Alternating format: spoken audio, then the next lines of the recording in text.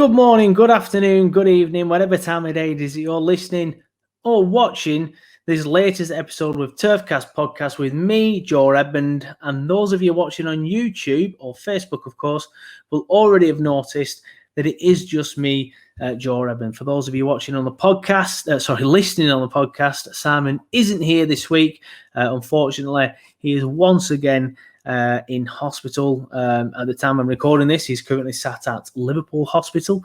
And I'm not sure if he wants me to tell you if he's in hospital or not. I've not actually spoken to him about it. I mean, of course, I've spoken to him about it, about stuff, should I say, or spoken to him. I speak to him a lot, I guess. But the point I'm making is I'm not aware if he would be all right with me telling you. However, I've already told you. So, yeah, he is in hospital. Nothing too major, nothing that any podcast listeners should worry about too much. But what we should do is we should all send him our messages of get well soon on social media. So if you are listening to this, please feel free to head over Twitter. You can even pause the podcast if you want, or the YouTube video if you're watching on YouTube. And just send him a get well message because I know he will appreciate that. So if you listen to this on Thursday morning, I know for a fact I'm recording this on Wednesday night, he will still be in hospital on Thursday morning. So please feel free to send him a get well soon message because that will definitely cheer him up. I promise you that. But the podcast is, of course, going to be a little bit different this week. And if you are watching on YouTube, you might notice I look a little bit tired, and I'll tell you one for why. Because I started doing this around an hour and a half ago. But I've just got it all done, finished everything, put it into the editing software, and I've noticed that the microphone hasn't been plugged in properly. And I don't know why, because I fucking plugged it in myself. It must have just had a loose wire or whatever. So basically, there was 45 minutes worth of me chatting shite. I'll say 45 minutes. There was 45 minutes plus other stuff. But we'll get onto that in a second, of me just chatting with no audio whatsoever. So you can't really stick that out on a podcast, can you? Just 45 minutes worth of silence. And you can't really stick it out on YouTube either. So I was pretty much screwed. And I am now talking to you at midnight on Thursday. So if anybody ever tells you that I am not dedicated to this podcast, they are a liar. Because I'm sat here in my kitchen in the cold in a 1998 Burnley shirt, freezing my tits off, and I'm fucking knackered. I'm not going to lie to you. So I am dedicated to this podcast. So please enjoy it, because if you don't, it will break my heart. Because like I said, I'm sat in the kitchen knackered. I've had a few beers as well. They're all empty now, so I can't even look cool drinking on YouTube anymore. So, yeah, that's the situation we're at the minute. But again, I apologise that the podcast will be a little bit different this week. That's what I was about to say before I digressed. But the podcast will be a little bit different this week. Of course, Simon, as I've mentioned, isn't here. So what I'm going to do, I'm going to fill bits of the podcast up with stuff that we do use in other areas. Those of you that follow us on social media will be aware that we have a fan reaction video that we have recently started doing every single week, and a pre-game show as well, which again is something that we've recently started doing as and when we can. But this week, the podcast will feature the fan reaction, and it will feature a clip of the pre-game show ahead of this week's game against Brighton. A big shout out to Maz from Seagulls Socials. Bit of a, I won't say a mouthful or a tongue twister, but it's like that. She sells seashells on the seashore. It's a bit like that, isn't it? That Seagulls Social. It's a bit hard, isn't it? Especially when you've had three decent sized beers. What are they? Where does it say? 660ml. I've had 3 of them. I mean, I'm not smashed. I can have a bit, you know what I mean? But 3 of them, and you're trying to say Seagull Social, can be a bit difficult. But big shout out to Maz for coming on, especially when it's midnight, midnight, by the way. I'm knackered. I can barely speak at the best of sounds when I'm knackered. Never mind when I've had 3 beers. But like I said, big shout out to Maz for coming on. Really appreciate it. And yeah, you'll see. I really enjoyed it actually with Maz. It was a good chat. I felt like me and Maz had a bit of banter going. It was good. I enjoyed chatting to him. He felt like he was easy to talk to. Felt like the show, because of it, did really, really well. And please, the full episode of the pre-game show will obviously be out on Friday, the day of the game, like it usually is. I'm probably going to put it out around 12:30. On your social media channels, so your Facebook and your YouTube, basically because the game kicks off at 5:30, as I'm sure you're all aware. So that means that there's not enough time before that, after everyone's home from work, for it to be going out. So what I'm going to do is I'm going to stick it on around dinner time, around 12:30, like I said, and try and catch people on the dinner break, basically. Just having a chat about Burnley versus Brighton with a Brighton fan who obviously knows what they're talking about, basically, or you'd think so, or you'd hope so. Anyway, getting him on our show. But I hope you're all well. Obviously, at the time of recording this is now Thursday morning. I nearly said Wednesday night, but it's now Thursday morning because I ballsed up. So yeah, we're now officially, because it's after midnight, on lockdown 2. So I hope everyone's prepared. I hope everyone's okay. I hope everyone's ready. It doesn't feel strict this time. And I'm not going to condone anybody going out there and protesting or going out and not wearing the masks or whatever. If you want to get on a debate about whether masks work or not, or whether this is real or not, this is not the page to do it. Please feel free to vent that bollocks on your own Facebook status. But yeah, it don't feel as strict this time. So I think the effect on people's mental health, well, fingers crossed, be not as severe this time. I know a lot of people suffered last time. So fingers crossed, everyone's okay. Fingers crossed, everyone listening and watching this has a good lockdown, as well as that sounds. It's only going to be for a month. They said that last time, though, didn't they, to be fair? But as it stands, it's only going to be for a month. Fingers crossed it's also before Christmas, because Christmas in lockdown will be absolute dog shit, won't it? But yeah, like I said, it's not going to be as strict this time, so fingers crossed it doesn't have as a severe effect on people's mental health. I know I'm not going into this one feeling as worried. Like me and Maz did chat about on the pre-game show, last time there was the unknown, wasn't there? This time we're going in knowing what to expect. I basically know I'm just going to be sat on my arse for a lot of time playing a lot of PlayStation. However, this time I'm also working, so that's going to help me massively. I know some people aren't as fortunate as that. But please feel free to reach out to people and things like that. Have a chat. Do not suffer in silence. Lockdowns can be difficult on everybody's mental health, even if you're all working, because you can't do as many things if you're quite a sociable person. But fingers crossed, everyone's okay. And yeah, like I say, reach out if you're not. But that brings it on nicely to the next point. Just before we get into the actual bones of the podcast, I do want to quickly mention that we are sponsored by Pitch Sport. If you haven't already, please go and download the app. It's available on the App Store and, of course, the Google Play Store, but not in Ireland yet, unfortunate Quilter. But yeah, as I mentioned, the podcast is going to be different this week due to not having Simon. We will be using clips and stuff, but I'm sure you understand because, of course, should I say, nobody wants to listen to 45 minutes of me just waffling on, because at the end of the day, I'm just another Burnley fan like you. My opinion has no... what's the word? I'm going to say hierarchy, but my opinion doesn't matter any more than yours does. I'm just a guy who's bought a microphone at the end of the day. I'm nobody special. So nobody wants to listen to me waffling on for 45 minutes, because at the end of the day, I'm nobody. I'm just a guy with a microphone and a laptop. Your opinion means just as much as mine does, and that brings me on brilliantly to the pre. We're not at that point yet, Joe. That brings me on brilliantly to the post-match, the fan reaction after the Chelsea game. As mentioned on last week's podcast, we are trying to get more people involved with Turfcast, whether that means coming on the podcast, whether that means coming on the watch along, whether that means getting involved. If you are listening to this and you think you are confident enough to be on camera, to do a bit of presenting on times when me and Simon aren't available, because I'll quickly put this out there now. At the minute, I'm working on Friday, unfortunately. Johnny Tate will be working on Friday, I presume. I'm not actually spoken to him yet, but I know last time when we played at 5:30, he was unavailable. So I presume that is the case again, Johnny. If not, give me a shout. And Simon is currently in hospital. He might be on by Friday. However, would you want to come straight home from hospital and go straight live on Facebook? Simon probably wouldn't. Again, I'm not spoken to him. Give me a shout, Simon, if you do. And you don't mind doing it on your own, because I'm at work, unfortunately. Which, again, this is the thing that annoys me the most. And again, I'll chat about this in the pre-game show, which you'll hear about it. This is the thing that annoys me the most about the pay-per-view thing is, why have Sky only suddenly decided to move this recently? Like it was on Saturday for ages. They had it Saturday 3 p.m. Saturday 3 p.m. I'm like, right, about a week and a half ago, we're like, well, it's not been moved yet, so it's not going to be moved. And then lo and behold, I book a shift at work and Sky move it. Now I could turn around and say I don't want to do it, but I'll be losing money. And in the current situation, you don't know where the next wages are going to come from. So I don't really feel I'm in a position to not.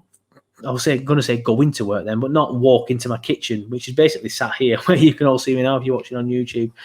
And earn some money, because obviously we don't know where the next wages are going to come from. So I feel like I have to do that. So unfortunately, it's probably looking like there's not going to be a watch along this week. The first time this season we've not been able to provide one. However, it will be back for the Crystal Palace game. I will make sure, unless Sky be a set of dicks and move it at the last minute again, I will make sure that I am personally on the watch along. If not, Simon will be on from hospital, and if not, hopefully there are other people that want to be involved as well. I know, Kieran, you said you want to be involved. I think Robbie said he wants to be involved as well, but obviously he has childcare issues. But yeah, the point I'm making is if you are listening to this and you want to get more involved with Turfcast, I've had messages in the past of people saying they want to be involved, and then sort of like when I reach out to them and stuff, that they don't seem as interested. But if you want to be involved and you want to do a bit of presenting, maybe get yourself on camera and stuff. We are looking for more people to be involved, and with the current situation and things like that. Like this weekend would have been a perfect example. None of us are available. It doesn't happen very often, none of us being available. There is, of course, three of us. The three of us for a reason. So yeah, if you want to get involved, please feel free, get in touch, and we'll go from there basically. But yeah, that, like I said, brings me nicely to the fan reaction. So what we're going to do is I'm going to play the video from the fan reaction, which is basically a group of Burnley fans who are reacting to the Burnley 0, Chelsea 3 results. Big shout out to those of you that sent your videos in, and this is what the Burnley fans had to say. That was absolutely fucking a shambles. I know we can keep blaming Dyche, keep blaming Garlic and the board all we want, but that today was absolutely pathetic. No fight, no pride on the shirt whatsoever. Dyche, for me, picked the wrong team to start with. Again, Brownie like wide with Dale Stephens in middle. No disrespect to Dale Stephens, but it's not what we needed at all. We've got ball winners in midfield, we've got Westwood, we've got Brownhill. It wasn't a signing that I don't think we needed. I think he should have gone with Brady. All right, Brady's been injury prone, and he's not been one of our best players. But we've got to play people in these positions, and up front, Wood and Barnes is just not working. We've got to go back with Jay and Vince. Jay should be first name on sheet for me. Play a lot better football, play it to feet when he's inside. So for me, he's got to start. A lot of people are blaming Pope for the first goal, saying he could have done better. For me, I think that's a bit harsh. I just think he was done with a class strike, really. I think he thought the lad were going to go across at the far post and he's come inside the near post, and I think he's tricked him. I don't think Pope can be blamed for that, if I'm honest. I know a lot of probably disagree, but that's my opinion. I don't think he is to blame for it. They were just too good in the end. Class told, and rightly so. They've spent all them millions. You know, I'm just more disappointed in the performance. We've not put up any fight. You know, not won any second balls. We couldn't string two passes together all game. We looked defeated before we went out there, to be honest. Yeah, we've just played badly today. It's one of them. They were just, like I said, more disappointed that we've not shown the same fight and spirit that we did against Spurs. Because for me, Spurs and Chelsea are on par with each other. You know, and we've matched Spurs. We've given them a real game. We should have won, and then we've played like that today, which is very disappointing for me. Like I said, everyone can keep blaming Garlic and the board, and yeah, they've not given money for Dyche to invest, but as soon as they cross that white line, it's Dyche's responsibility, and he's just picked the wrong side. He started the wrong side today, and they've just shown no fight, and that's got to lie at Dyche's feet. Another tough game coming up, Brighton. That's not going to be easy, but that's a massive game now. We've got to win that. We've got to even take a point. What position we're in, we've got to win that one. You know, no less than 3 points is not acceptable. We've got to go there. Right frame of mind. He's got to pick a better side. He's got to go with J-Rod. He's got to go with J-Rod and Vince up front for me. He's got to drop Wood and Barnes. Just not good enough. Too many long balls to him. It's easy option, and sides are getting used to it. Play J-Rod and Vid, and look what we did during lockdown last season towards the end. I mean, you know, the run that we went on, because we were playing better football, and we can do it. We've proved we can play that kind of football. We did it in Championship when we won it, did it the year when we finished second and went up. We've proved we can play that football. We just need to get back to playing that kind of football. I think we have got the footballers to do it in that team. I just think confidence is one thing. I'm sure that, you know, the players, and Dyche has probably tried to keep all these board problems away from himself and keep it away from the players, but they're going to know. They read, you know, they're on social media, you know, they read newspapers, they read what's going on what's going on, and it's going to have an effect, and I think it is having an effect. I think we just need to regroup. It all needs to start on the training ground, and Dyche just needs to get this morale back up. Not really surprised, if I'm honest. Not surprised by the result or the performance. You're going up against a really established Premier League winning side. So if you said before the game we'll get beat 3-0, I don't think many fans would have said, oh no, that's not a result that's going to happen. I saw a lot of like tweets and people say about the manner of the performance, which I can understand to a degree. We did show them a lot of respect, but we were outclassed. I thought we were outclassed in every position imaginable. Their quality showed. Their hundreds of millions of pounds that they've spent have shown. They've had a really good, recruitment in some ways. We've not bought anybody. Had we bought anybody, would it have made a difference? No, I don't think it would have done, because I think and this is not a slight at Burnley at all or at Dyche, but we're a Championship team playing in the Premier League. And that's fine. You accept that as a Burnley fan. I think every one of our players has to be playing on top form to have any chance of getting a result. The only thing I would say is that it looked to me as though we have one option. At 0-0, you look all right. I think we've always looked all right at 0-0. And we always think, right, we're going to nick that goal. When we nick that goal, we'll go back to defend. When we concede first, 90% of the time, we don't really get a reaction, because, we have to then push on and open ourselves up a bit more, and our game plan of defend, sit back and try and nick something goes out the window a little bit. So again, like I think similar to what I said last week, that it's not going to be a result that defines us or a performance that defines us. They were just too good. They were just too good, and you're playing against a Premier League winning side, and it is what it is. The next two games though are enormous. Those games really you've got to come away, in my opinion, a minimum of 4 points from that game to have any chance, because we're getting cut adrift now from everybody else. You get yourself grouped in that bottom 4 or 5, and it becomes a real battle then. But not surprised. Wasn't particularly disappointed. It is what it is, isn't it, really? So just onwards and upwards to the next game. So hopefully next time, I said this last week, next time it will be a result, more likely a game that we might get a result from next week. So yeah, so speak to you soon. Bye. Well, Clarets fans, what did we expect? Obviously, we're going to get beat. It's just very disappointing to see how we got beat.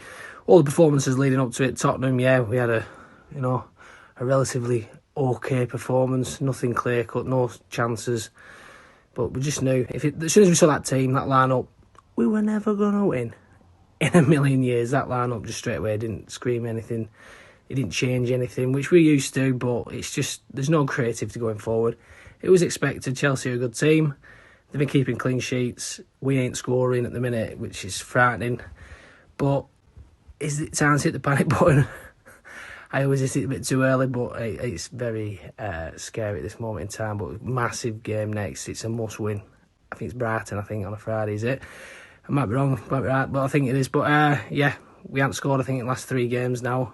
I can't remember the last time we scored. Fan reaction of Burnley versus Chelsea.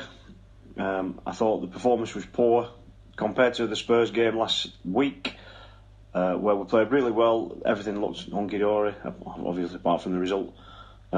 Today wasn't the same team. Put that down to Stevens playing in the middle and Brownhill being shoved out right. Don't agree with that at all. Brownhill's got to stay in the middle. If you're going to play Stevens, he plays in the middle with a 3. Change the formation for him. That's the only way it works. He doesn't fit a 4-4-2. That's my opinion. Wood and Barnes were okay, but I thought could have done with changing a bit earlier. Try something different up top. I think mainly that's what comes out of it for me. Needed changing. Try something different, because what was on the pitch just wasn't working. We were outclassed, plain and simple. I mean, it's Chelsea at the end of the day, same as any others big six. We're up against it from the beginning. We know we are. We're a mid-table Premier League side. I don't dispute that. I just wish we'd try something different when games are going that way. Overall, yes, I'm disappointed, but we move on to the next game. Try and pick up some points, get our season going. Always believe. Up the Clarets. Bit flat, really. You don't expect to beat the likes of Chelsea that often, but you wanted us to put a battle in, especially after performance against Spurs. For me, that's possibly the worst performance of the season so far. The early chance we had that fell to Barnsley, I think if that fell to J-Rod or Wood, I think that's in. I think his first touch let him down a little bit, but that's just rustiness. He still looks off the pace for me. I think maybe it's time to get him off the bench just until he gets back into the swing of it. I think that injuries took a little bit more out of him than what we think. So I thought McNeil looked off again. And I'm not one to stick the boot into players too much, but Dale Stephens just looks way off what we need. Not that any of them played that well, to be honest. He just doesn't look like he's in the system yet, and we need him to hit the ground running, really. None of them played well, but he just hasn't really convinced me so far. Defensively, I thought we were ripped open far too easily. I think Pope probably should have done a little bit better for the first goal, but there's nothing he could do about the others. I'm still not especially worried just yet. I think any season we wouldn't normally expect to beat Chelsea, like I say, but performance was a little bit concerning because it was more of a regression rather than a build on last week. When you think last year we lost 4-2, but you left Turf Moor and you're happy that we'd put a fight up. But this year there's no fight. But it shows, that unless we've got the strongest 11 out, it just doesn't work. And I think we really do need to get someone to fill in on the right hand side instead of sticking Westy or Brownhill out there. It just doesn't work. I also think we're suffering from not having fans in the stadium, but that's the same for everybody. And it looks like it's going to be here for the year, so we just need to adapt to it and get on with it, really. But to end on a positive, it's international break soon. We can't lose during that. We can't ruin our weekend. But also it gives Ben Mee the chance to get that little bit fitter and maybe get back. And also Dyche to maybe have one of those crisis talks that he seems to have that do the trick. Up the Clarets, we'll still be all right. Big shout out to Kieran, big shout out to Robbie, big shout out to Sam, big shout out to Stuart, and of course, a big shout out to Neil Layfield, a massive friend of the podcast. Thank you very much, boys, for sending your match reactions in. Again, I know I said this literally 10 minutes ago, but please, if you want to get involved with the fan reaction, all you have to do is have a phone and a microphone that works on your phone. Obviously not even an external microphone. Every phone has a microphone when you film yourself. All I ask is that if you're listening, Robbie, Sam, Kieran and Stuart, actually, there was only Neil this week that filmed it in landscape. If you can film it in landscape, please, boys. If not, if you'd rather do it portrait for whatever reason, please feel free. Because I can just put a blurry background behind you or even another background behind you. But it would look better, in my opinion, if you did it landscape. So that's all I need you to do. Just hold your phone, react to the match. Ideally, between 3 to 4 minutes. If you don't feel like you can talk for that long, that's no worry. Robbie's video was only a minute this week. It works sometimes, you know what I mean? If you've said all you need to say, that is fine. But yeah, I'm looking for more people to be involved, especially in the fan reaction. I want more fans to get involved in the fan reaction. So please, especially, by the way, I just want to put this out there now, especially if you are an overseas Claret, because we have a few people now who are involved. Everyone that gets involved at the minute is Burnley lad or from Burnley or speaks with a broad Burnley accent, because I know Neil currently lives in Newcastle. But yeah, I know everyone at the minute is from Burnley. But I want to expand. I want to show the Premier League world and fans that we are expanding. I know that we have a few downloads in China. I believe that's probably Claret in China on Twitter. I don't know, it might not be shout out Claret in China if you're listening. But if you are a Burnley fan who lives overseas and your English is good, please feel free to get involved. I know we have a few listens, downloads in Australia and New Zealand and America as well. So Jimmy Carpenter, you're one as well, who I know listens to the podcast as well regularly.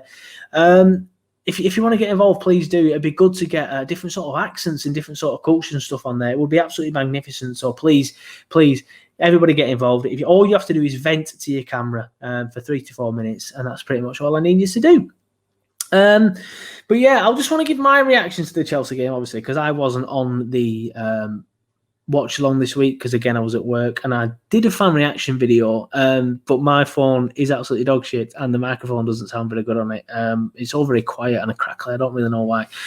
So for me, I just want to give my reaction out there. And there was quite a few different opinions on the fan reaction, and that's what I love about it, because me and Simon tend to have very similar opinions. But for example, on the fan reaction you've just listened, we went from Kieran saying this is absolutely fucking pathetic, to Robbie saying, what did you expect? It's Chelsea, we're going to get beat. To Sam saying, this is not a result that's going to define us. And that is absolutely brilliant. All three of them points are absolutely perfect, and they're all spot on in their own ways. But I'm gonna go down the route of agreeing in a weird way with all three of them, simply because it was an embarrassing defeat.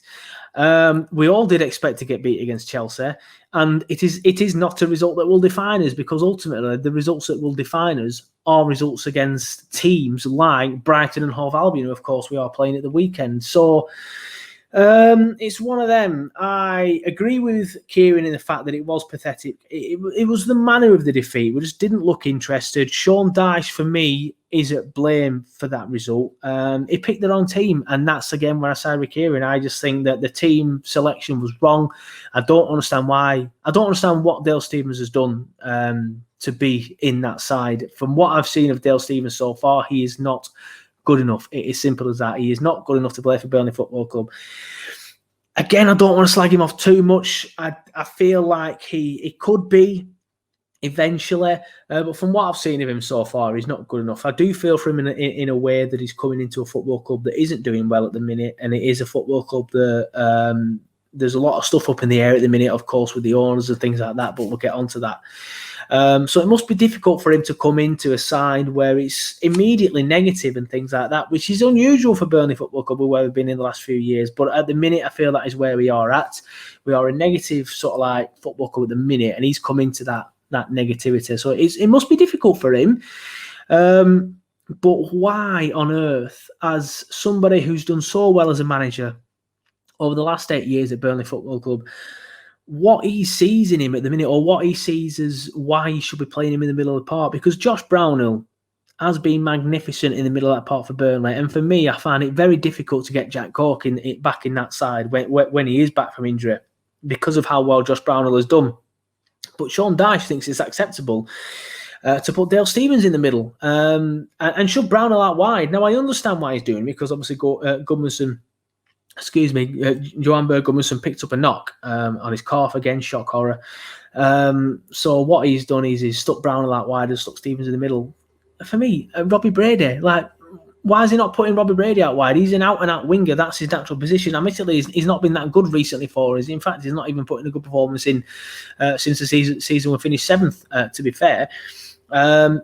Again, injuries and stuff might have played their part, but what's the point in putting square pegs in round holes when you have round pegs for round holes? You know what I mean? Get Stephens out the side, get him on the bench where he belongs, get Josh Brownhill in the middle, and get Robbie Brady out wide. A midfield four of Dwight on the left, Westy and Josh in the middle, with Brady out wide on the right, is a decent midfield in my opinion, even at Premier League level. But he's just absolutely ruining that midfield and any creativity that we had by sticking Dale Stephens in the middle of the side and sticking Josh Brownhill out wide, because Dale Stephens isn't good enough. He doesn't create anything. He doesn't go forward. He loves the sideways pass, and Josh Brownhill's wasted out wide. So that for me, that result was on Dyche for picking the wrong side. Admittedly, we were poor at the back. And that's really not got much on Dyche, to be fair, because there's not really much you can do other than probably Jimmy Dunn, which, to be fair, is probably what I would do. Instead of Kevin Long, I would play Jimmy Dunn in the middle. But I think we're missing Ben Mee massively. And I know I said against Tottenham that we defended well, and we did, to be fair. And against West Brom, all right, it's just West Brom, that we defended very, very well. But I think the weaknesses were there again against Chelsea. For example, the perfect example is we conceded off a corner. That is just not Burnley Football Club. We do not do that. We do not concede off corners. But of course, we did. And I think we did against Tottenham as well, didn't we? We were a set piece. I can't remember if we were a corner or a set piece, to be fair. But worrying signs nonetheless. But of course, Ben Mee is apparently back this week. But we'll get onto that. And that's my opinion on the Chelsea game. Wasn't good enough. Not Burnley Football Club. We need Ben Mee at the back, and we need to start creating stuff going forward as well. But that, for me, comes with Dale Stephens being moved out of the side and back onto the bench, and Josh Brown back into the middle. And that brings me on nicely to my pitch sport question. Now, as I've mentioned, I've already briefly recorded this podcast and basically buzzed it up because the microphone wasn't working. And when I did that, pitch sport wasn't working and it wasn't logging me in, and it's doing the same again now, unfortunately. Now I know, Robbie, if you're listening, Robbie had issues and he couldn't get logged in, and that was actually today on the day that I'm recording, so maybe the pitch spot is down at the minute, unfortunately. It doesn't happen often. It has happened on another podcast though. It doesn't happen often, so please still download the app, support Turfcast by doing that way if you can't do it in any other way, because it does help us, and it does help us if you get in touch and answer the questions on there. But as I've said, what we do is I upload a question to Pitch Football every single week, basically asking you, the Burnley fans, on your opinion about something. My question this week is, what would you do differently up front? Basically because we're not scoring any goals. We're not even creating any chances, are we, to be fair? You can probably, if you look back at the entire season, I can only think of 2 clear-cut chances that we've had all season, and that was all right. Admittedly, I'm putting myself on the spot at the minute, and again, I've said this in the pre-game show, and that were the 2 against West Brom, which obviously Chris Wood missed. Now, for me, what I would do differently up front. Now, like I said, I can't get on the pitch spot, so I can't read out all your answers. Now, apologies if you're listening to this and you're waiting for your answer. If you are doing that, I apologise. I can't read them out at the minute. What I will do to make up for that is I will read them all out on next week's show. And of course, I will also read the answers out to next week's question as well. Fingers crossed the app lets me back in at that point. But just to answer the question from my point of view, look, I've always said how much I like Chris Wood. I think he's the best finisher of a ball we've had at this football club for a long time. However, he is a big confidence player, and I've always said he's a big confidence player. And at the minute, his confidence is pretty much non-existent.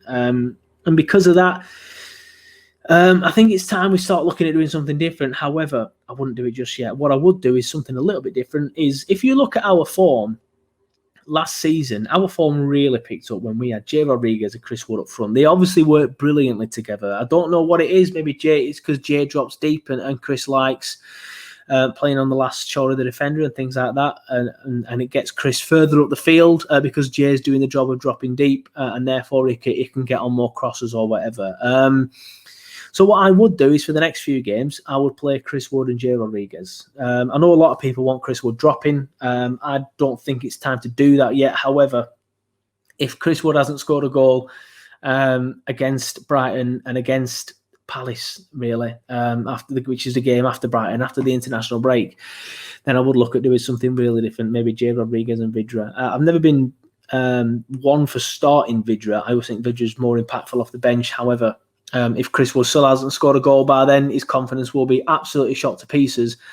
So I think it would be fair to say that it would be time to drop Chris Wood at that point. However, I don't think it's time to drop him just yet. Like I said, I like Chris Wood. The fact that he's been our leading goal scorer for the past 3 seasons is massive. And I know that some people in a weird way use it against him when they're arguing about him on Twitter and stuff. They say, oh, well, he's been our best goal scorer. That's why we shouldn't drop him. Yeah, that is exactly why we shouldn't drop him, because he obviously works perfectly for Burnley Football Club.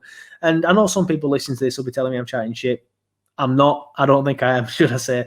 But for me, Chris Wood, Jay Rodriguez up top for the next 2, 3, 4 at a push games. But after that, if Chris Wood still ain't scoring and we're still bottom of the league and it's not working, then yeah, we will definitely need to do something. He's not irreplaceable. Of course he isn't. And as much as I like him, I'm not going to say we should never drop him because, of course, if he's not scoring goals, he deserves to be dropped. I think he needs to play with Jay Rodriguez, though. I would like to see him playing with Jay Rodriguez first before we drop him. But if after that he's not playing he's not scoring goals, then yeah, he definitely needs to be dropped.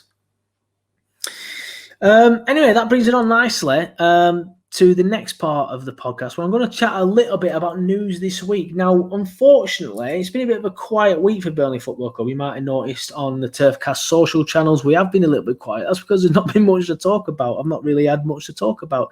But Chris Borden and the official account have tweeted a couple of things today, which gives us a little bit of stuff to talk about in this little bit, which is absolutely fantastic because without Simon, I have nothing to talk about. But yeah, Chris Borden did tweet, as mentioned, about the ALK developments. Now, he gives a little bit of a development on that. He says something of an update. Obviously, just before I get on, actually, the ALK are one of the two consortiums interested in buying Burnley Football Club. So this is obviously takeover talk. Chris Borden does say, though, something of an update on the Clarets takeover. I'm led to believe that Alan Pace, who is from ALK Capital, for those of you who are not aware, has come up from London this morning and has been viewing properties in the Rosendale area. This gives some sort of idea how serious conversations are between ALK Capital and the club, and how hands-on Pace, would be if a takeover is successful. Now, I know I got a bit of stick on Facebook for some reason for posting that tweet and saying, no, if you believe this, you're deluded. I mean, I don't understand what Borden or ALK will get out of line about that. You know what I mean? I know a lot of people like to wear the tinfoil hats and say the media just chat shit 24/7, which is not true. As somebody who works in the media, I can tell you now, or worked in the media, I can tell you now it is definitely not true. I fully trust Chris Borden. I don't get why you would lie. And I fully kind of trust. I don't get what Alan Pace will get out of our line about it, honestly. I really don't, unless he's just trying to put pressure on the Egyptians, or someone's trying to put pressure on the Egyptians somewhere to try and force a move through. But again, they're not the people that we want buying the football club. We want Alan Pace and the ALK Capital buying the football club because they seem the most trustworthy. Again, I feel a bit harsh saying that about the Egyptians because I don't really know much about the Egyptians. It's just the fact that they've got Chris Farnell working for him, which is a guy that we do know a lot about, and a guy that we don't trust here at Turfcast Podcast anyway. And I'm sure a lot of Burnley fans will agree with me on that. With him being involved in quite a few dodgy people, being involved in the running of Bury, Charlton, Bolton, and another football club at Salisbury, who we ran into the ground. So the Egyptians might be whiter than white. It's just I do not trust Chris Farnell at all. So for me, I want ALK Capital buying the football club. And again, I don't really see what they would get about lying about that. But I believe that. Fingers crossed you do too, you do as well. But another bit of news as well that broke this week has come from the official club account, and it came from the press conference that Sean Dyche held this week. He said that Ben Mee, I think his official words were, is that there is no injury there, and he will be ready for this week. I'll just quickly, actually, now I mention it, just read the actual tweet out for you. So I'm not just basically filling in the gaps. The tweet that we put out on our social media channels was latest injury news. Ben Mee is injury-free and has every chance of returning this weekend, according to Sean Dyche. So that, to me, would suggest that he would play. He's the club captain after all. I don't understand. It's our biggest game of the season so far. Of course, it is, in my opinion. It's must win. I know some people disagree with that. Somebody did say to me on social media, how can you get a must-win 7 games in? Again, this is something I've said on the pre-game show. But if we get beat against Brighton, Brighton will be 7 points ahead of us. And that is not where you want to be. No disrespect to Brighton, but that is not where you want to be if you are trying to survive relegation. You cannot be 7 points behind Brighton after just 7 games in the season. Admittedly, it gives us plenty of time to turn it around. Of course it does. However, with the way we've been playing so far, you will be very, very worried. Put it this way, I'm gonna panic if we get beat against Brighton. That's it for me. I'm going to be worrying. At the minute, I've been quite optimistic that we can get out of it. But if we get beat against Brighton and get beat convincingly, like we did do against Newcastle and Southampton, then it's going to be a massive worry. But yeah, that's why for me, I want Ben Mee back in the side. I know someone put on social media that they wanted him to be rested for this game, then have a rest for the international break, and then come back after the international break. No, get him back in for this game. He can have a rest after the international break and then get him back in for the Palace game. He's the club captain. Get him back in. We've been shite at the back So we need him, especially against Chelsea, where we were very, very poor. So yeah, that's pretty much it for me waffling on. Obviously, this brings it on to the bit where we chat about the Brighton game. But of course, as I've already mentioned, I have already done a pre-game show this week. This will be streamed on our Facebook on Friday dinner time, and it will be put up on our YouTube around the same sort of time, Friday dinner time. Obviously, I like to normally put it out live, and I normally like to do it live a few hours before kickoff. But of course, as I've already mentioned, I'm working on Friday, so I won't be able to do it live. And this again is why I want more people to get involved, to sort of cover for me and Simon when we're not available. Basically, it's a 5:30 kickoff, isn't it? So you can't put it out a couple hours before kickoff because then it'll be at 3:30 and everyone's going to be working. So what my plan is I'm going to put it out at 12:30 because that's when several people are on dinner time when they're at work. They're going to be on the lunch. So the plan is to catch a few workers having the lunch. So I'm going to be streaming it on Facebook around lunchtime, Facebook again around a similar time, and I'll cane it on the socials, on Twitter as well around the same time at lunch to try and get as many of you watching as possible. But yeah, big shout out to Maz from Seagull Social for coming onto the Turfcast podcast pre-game show. And here was a clip of what Maz had to say ahead of this weekend's game against Brighton Hove Albion. In my head, I was Brighton are having a good season. It's going to be a very, very tough game. And I looked at the league table, the Premier League table, just saying, and you were 16th, and I was like, what? Yeah. I thought you'd be like 9th, 10th, because I think what it was, you had that really impressive win at Newcastle, I think it were, earlier in the season. Yeah, and I've 3-0. just sort of like switched off since then. And I've come back to it now. I'm like, they've not won since. They've beaten Newcastle. Not won. So you haven't won at home. You haven't won since that game. I don't think it was the first game of the season, though, was it? Or was it? It was the second or third, I believe. Yeah. Well, obviously, you've got more win than us. But however, that's the point is, I thought you were going to be doing really well, but you're not doing as well as I thought you were doing. But what are your thoughts? Obviously, you know more about Brighton than me. What are your thoughts on your season so far? Yes, I mean, I think you've pretty much hit the nail on the head. It's a lot of style, but not much substance. I think that's the best way to describe us at the moment. So we look pretty, a lot of teams, like you said, a lot of fans presume we're this amazing, not amazing team. That's kind of a step too far. But we're a good footballing team. We look good and we play really well under Potter and all that sort of stuff. He's revolutionised everything. But really, in actual truth, we can't finish. We can't score goals. And apparently, this amazing defence we've got with Lewis Dunk, Ben White, Webster, Matty Ryan in goal. This apparently solid back line hasn't been very solid at all. So it's been a very confusing time for us Brighton fans because we look at the team sheet and we think, okay, really good team. Individually, like I said, you got Dunk, White, Mopai up top, Basuma in the midfield. You look at all these individual players and they're great. And, we do play good football, but we're not getting results and we're not scoring goals and we're conceding goals. So it's just very frustrating as a Brighton fan to see, we've got all this potential and all these fans, we all think, it's going to be great, but we don't actually convert into points and goals. So yeah, that's pretty much at the moment. It's just very much looking good, but not actually doing anything with it. Yeah, it sounds like the opposite of us last season then. Like, people would see us and they think, Burnley, this shit. But we'd ground out results every single week last 100%. Season, obviously finishing 10th in the end. It just sounds like you're sort of like the opposite to us last season. Yeah, really. No, definitely. And I think we were talking, so obviously on our podcast, we were previewing the Burnley game, and we were talking about fair play to Burnley because to you guys, because it's, you might not get the best rep at best of times. People say that you don't play great football, or you don't look easy on the eye, and you get quite a bad rep in that respect. But I think that it proves by the results last year. Sean Dyche getting you into Europe and getting results. At the end of the day, it's a results game. You might not play the prettiest football in the world, but you still get results, and that's what you need. And if you want to stay in the Premier League, you need to get results, and it's just simple as that, really. Yeah, well, that brings me on perfectly to a question I was saving until later on, but it's like I said, it's just come on perfectly. Talk to me about Graham Potter then, because obviously I remember at the time when he come in, it was the start of last season, wasn't it?